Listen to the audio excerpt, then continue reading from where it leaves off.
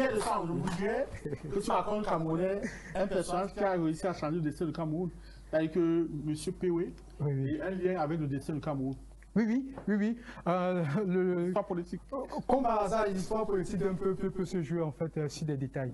Donc, M. Péoué était un espion. C'était le numéro 2 du renseignement, c'est-à-dire le numéro 2 d'un certain Jean Fauchivé, qui raconte l'histoire dans le mystère et légende du Cameroun. Donc, M. Péoué avait donc une épouse qui était une Française. Il filait le parfum d'amour avec son épouse. Et à cette époque, en fait, les services secrets étaient rattachés à la présidence de la République du Cameroun. Sauf qu'il va se produire quelque chose d'extraordinaire. Son épouse va tomber amoureux du directeur du cabinet civil. Un certain Clément Langue Chopny. Et comme dans toutes ces histoires, en fait, comme dans toutes ces histoires, tout le monde est au courant. Sauf le principal concerné. Mais je te dis, on parle même là avec à chaque fois qu'il marche dans l'avion, on se moque de lui, on dit que ton épouse te fait ceci, ton épouse te fait cela. Même le numéro 2 des renseignements ne sait pas. Et un jour, il va carrément les surprendre en flagrant délit. C'est de là qu'il se rend compte en fait que son épouse le trompe jusqu'au domicile familial.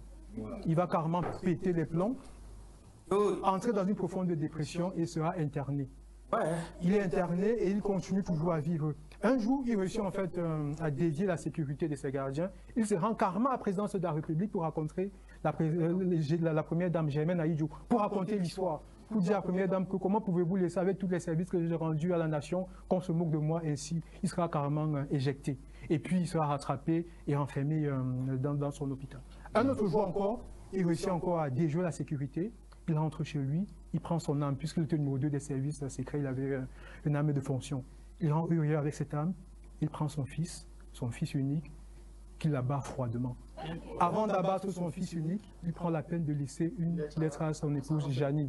Il dit, Janine, ma chère aimée, je te laisse avec ton amant, mais tu n'auras jamais la paix. Il abat son fils froidement et il s'abat. Cette histoire a fait un scandale total. C'est l'un des plus grands scandales de l'histoire du Cameroun indépendant. Ça fait un scandale terrible. Le président de la République du Cameroun, va décider donc par la suite, Germaine Aïdjo, de chasser en fait le directeur du cabinet civil parce qu'il était au cœur de ce scandale. Et comme par hasard, ce sera un certain Paul Biya qui sera nommé pour le remplacer. C'est donc ainsi donc que Paul Biya fait son entrée au sommet de l'État. Donc, s'il n'y avait pas eu ce scandale, peut-être on n'aurait pas eu un certain Paul Biya.